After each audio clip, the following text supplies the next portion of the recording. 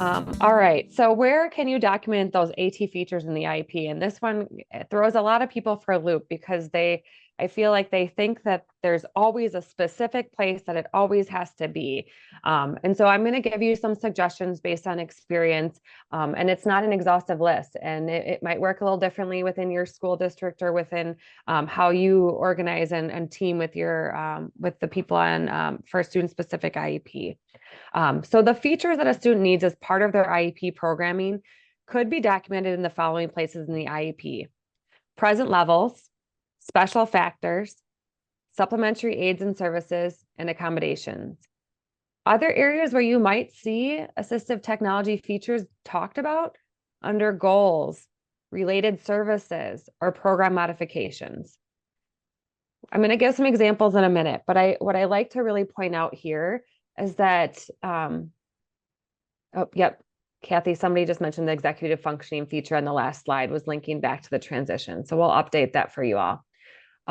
But just as a note, we talked about that present level. We can go into that present level and we can list a specific device feature or a specific device as long as we're listing those features of that device too.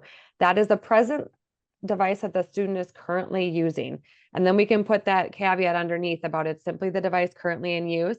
Any other device with those features could be, with similar features could be used. Again, it's really important that you are clear. What features does the student need in order to be able to participate and perform at school?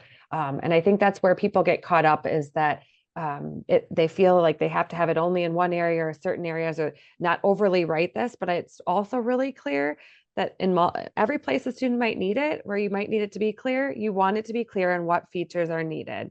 So if you have a goal that relates to a feature being needed, make sure that goal includes the features that might be used to help support it. All right, so we'll go to the next slide here. Our students. Okay. Yeah, just before we flip to the slides, think about the fact too that your students are very transient, and I always said, write an IEP so that if the student leaves you tomorrow, someone else can pick it up and understand what's needed, what features are there. I had a student years ago who left us and he's a very high-tech user, and he went down to another state. He went down into Georgia, and felt really good about this, that they contacted me and said, it was very easy, even though we don't use Chrome. They were using actual laptops, that they said it didn't matter. It was all those features that we had embedded in there for that student. That's what he needed. And they said it just made the transition quite easy for him. So think about that transient. All right, then if you click on this is examples of how to document AT features in the IEP. So you're going to see a huge list, and many of you may have seen this list in previous presentations. It is a resource that keeps growing and keeps being added to, and hopefully this will continue to just grow and share more resources. But you're going to see in here some examples of each section of the IEP and how you could write or indicate the features of a tool within each of those sections.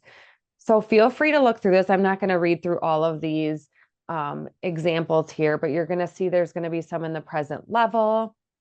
You're going to see examples of special factors, examples of goals, related services, supplementary aids and services, program modifications or supports. And then you're going to see accommodations and for participation in state and local assessments, bonus information. And this really, I think, is helpful when you're looking at that special factors question, that number 5, where it asks you, is there assistive technology that's needed? A lot of times people put yes, and then they put the device that maybe the student is using, the name of that device. But again, we're really trying to target those features. You can put in parentheses maybe what the current device is, but you really want to make sure you're clear on the features. So making sure it's a voice output device or an eye gaze device, a portable word processor, spell checking features, larger screen size, larger fonts, high contrast. what exactly are those features that are needed? And that'll really help answer that question in that special factors in the IEP. So you're going to see 2 full pages of just examples. How you actually word it can look a little different than this. These are just, again, just examples and suggestions. And many of you probably have other ones that we're missing in here, but a starting point for you to think about what's available for you to add when you're really talking about those features as part of the IEP process. All right. Well, we wanted to, like we said, we are not the only experts in the field. We certainly aren't even. I don't know. Sometimes I don't even think I'm an expert, even though I've been in this field for a very long time. There's always someone else you can learn something from. So we wanted to point you back to some additional resources.